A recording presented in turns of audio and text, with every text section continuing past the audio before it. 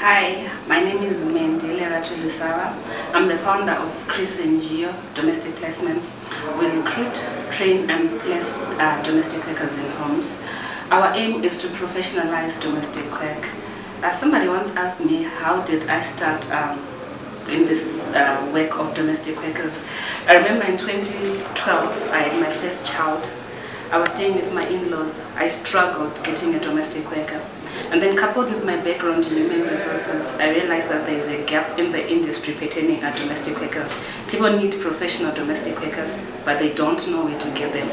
On the other hand, there are very good women, hardworking, sincere women that need jobs as domestic workers, but they do not know where to find these jobs.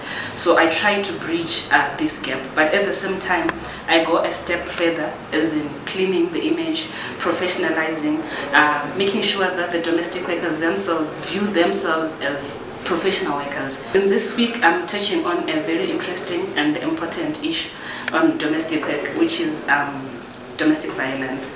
As we know, people are celebrating or they are going around on the issue of 16 days of activism. But this minority group of domestic workers is usually forgotten.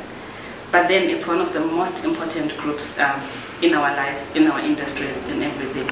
When you go to work, you leave your child with the domestic worker. When you come back from work, you are tired, you actually need the domestic worker. But there are certain issues that also arise out of this employment relationship. There is the abuse of the domestic workers themselves. They are emotionally abused. I hear issues of mates that call me and tell me that their employer shouts at them from the moment that they wake up to the moment that they go to bed. It's all just about shouting and shouting. It's degrading, to say the least, because that domestic worker is somebody's mother, there's somebody's child. Then we also have domestic workers suffering sexual abuse.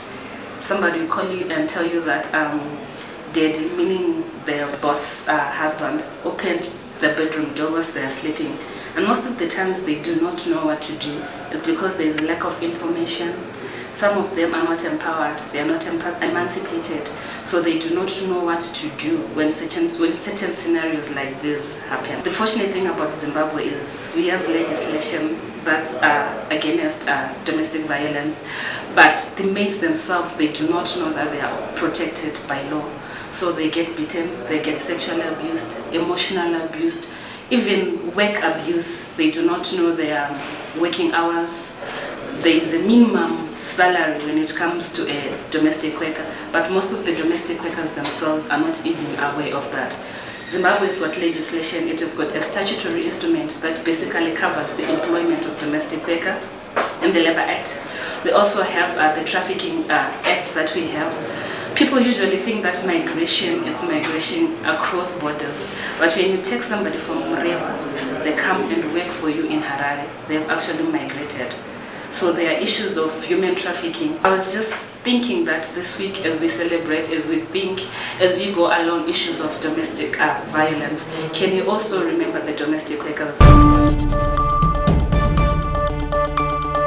For these and other stories, visit our website www.263chat.com. Follow us on Twitter @263chat and like our Facebook page 263chat.